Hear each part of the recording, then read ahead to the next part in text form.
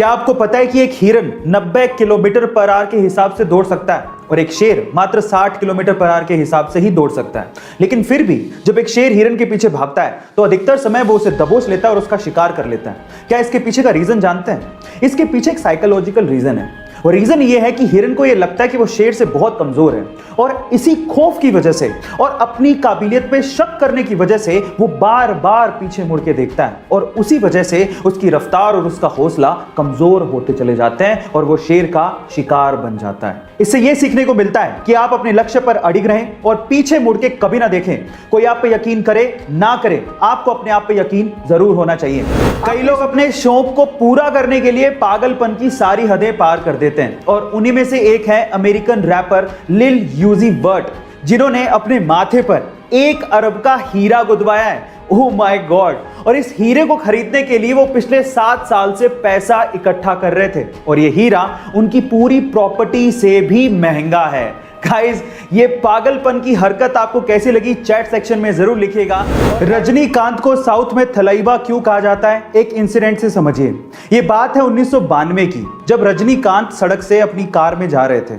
अचानक से ट्रैफिक वाले ने वहां पर उनकी कार को रोक दिया और रजनीकांत को कहा कि आपको यहीं ट्रैफिक में ही इंतजार करना पड़ेगा, आधे घंटे में सीएम की गाड़ी आ रही है। तो रजनीकांत ने कहा कि इंतजार तो ठीक है लेकिन आधा घंटा बहुत ज्यादा है, सीएम की गाड़ी आने में टाइम है, हमें जाने दो, लोग परेशान हो रहे हैं। लेकिन ट्रैफिक पुलिस वाला नहीं माना, उसने कहा कि नहीं, आपको इंतजार करना पड़ेगा।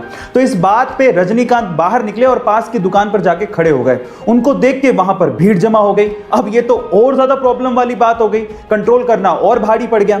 तो इस बात पे ट्रैफिक पुलिस वाला रजनीकांत के पास गया और उन्हें कहा कि प्लीज आप यहां से जाइए। तब रजनीकांत ने कहा कि यही तो मैं कह रहा था कि मुझे जाने दो भाई, इंतजार करना तो ठीक है लेकिन आधा घंटा बहुत ज्यादा है। कोरोना के इस समय में हर जगह डर का माहौल बना हुआ है। ऐसे में अगर कहीं से अच्छी खबर आती है या फिर किसी की जान बच जाती है तो दिल को बहुत सुकून मिलता है। कुछ ऐसी अच्छी खबर आई गाजियाबाद के एक अस्पताल से, जहां के डॉक्टर्स और स्टाफ ने मिलकर वहां पर कोरोना संक्रमित एक दंपत्ति की शादी की सालगिरह बनाई और वो भी बहुत धूमधाम से। इनफैक्ट उन्होंने अस्पताल में केक भी काटा।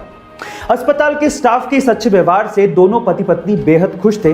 पत्नी कोरोना से रिकवर कर चुकी हैं और पति का भी इलाज चल रहा है। ऑक्सीजन का सिलेंडर और एम्बुलेंस शहरों में नहीं मिल पा रहे तो गांव तो दूर की बात है। ऐसे में अगर गांव में कोई कोविड पॉजिटिव केस आ गया तो उसकी जान कैसे बचाई जाए, ये करके दिखाया जोधपुर के तापू गांव के एक बेटे ने, जिसकी मां कोविड पॉजिटिव थी।